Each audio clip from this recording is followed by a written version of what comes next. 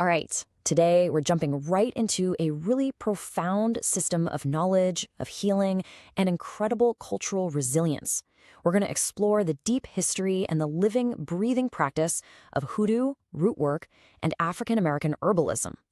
You know, this quote right here, it really sets the stage perfectly for what we're about to talk about. Because we're not just looking at some old folk medicine, not at all. We're talking about a vital, living bridge to ancestral wisdom.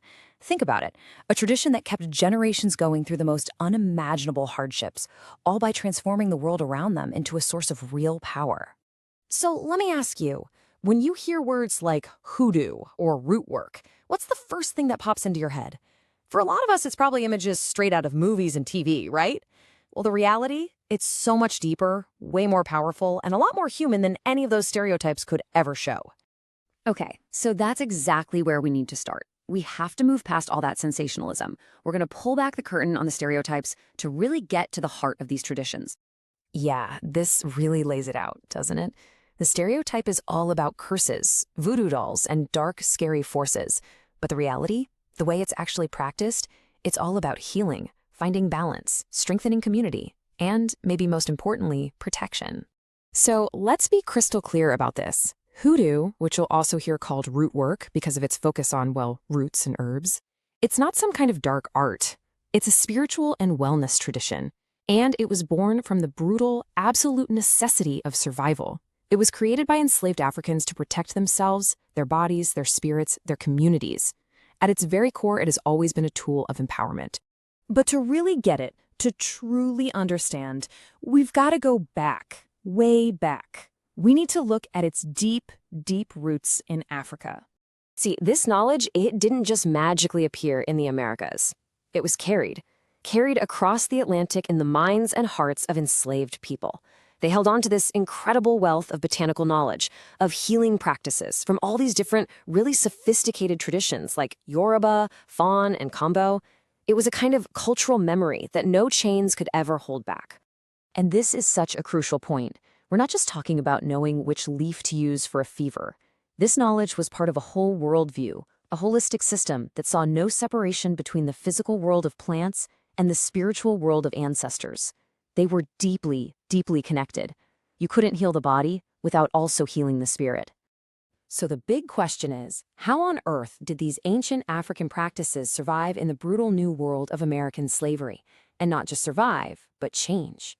Well, that's where you get this incredible story of adaptation and pure innovation. This chart really breaks it down beautifully. You see, hoodoo is what you might call an accretive tradition. That's just a fancy way of saying it absorbs and adapts whatever works. The foundation, the bedrock, is African wisdom. Then there was an exchange with indigenous peoples who shared their knowledge of the local plants. And finally, some practical European methods, like using alcohol to make tinctures, were brought in purely out of necessity. And I really want to stress this point. This fusion, this mixing of knowledge, it wasn't a watering down of the original traditions. Not at all. It was a powerful, powerful act of ingenuity. Enslaved people literally took the environment they were forced into and turned it into their pharmacy, their spiritual toolkit, and even a form of resistance. Okay, so that's the history. We've seen where it comes from. Now let's get into the practice itself. How does it actually work? What are the tools? What are the core ideas? You can think of the practice of hoodoo as resting on 4 big interconnected pillars. It starts with the physical, healing with herbs, but it goes way deeper into the spiritual, bringing in reverence for ancestors, performing rituals to restore balance, and creating symbolic things for protection. So first and foremost, you have the herbs. This is the absolute foundation. Practitioners use plants to handle a whole range of problems, everything from physical injuries to emotional pain and spiritual trouble. That mortar and pestle, it's just the perfect symbol for this core practice. But it goes beyond just making remedies. You also have these amazing symbolic tools like mojo bags. They're basically these little pouches, right? And they're filled with very specific herbs and roots, and each one is made with a clear intention in mind. Maybe it's for protection or for luck or love. The belief is that the bag carries that spiritual energy with you. And here's the thing, none of this works in a vacuum. The physical stuff, like the herbs and the mojo bags, they're activated, they're given power through ritual. We're talking prayers, ceremonies, things that focus your intention and boost the spiritual power of the remedies. It's where the material world and the spiritual world come together. Okay, so all of this brings us right up to today, because this isn't just some dusty old historical tradition we're talking about. It is a living, breathing practice that people are actively reclaiming right now as a powerful tool for their own well-being and their identity. And this quote, wow, it just gets right to the heart of why this is so important right now. For so many people, reconnecting with these ancestral practices is a way to heal, a way to deal with the deep intergenerational trauma that's been left by centuries of oppression. It's like reaching back in time and tapping into the exact same strength and wisdom that helped their ancestors survive in the first place. And that's why this is so much bigger than just another wellness trend. Reclaiming this heritage is a conscious act of cultural preservation. It's a powerful statement against hundreds of years of systemic erasure. It gives modern herbalists and practitioners a sense of being rooted in this incredible lineage of strength.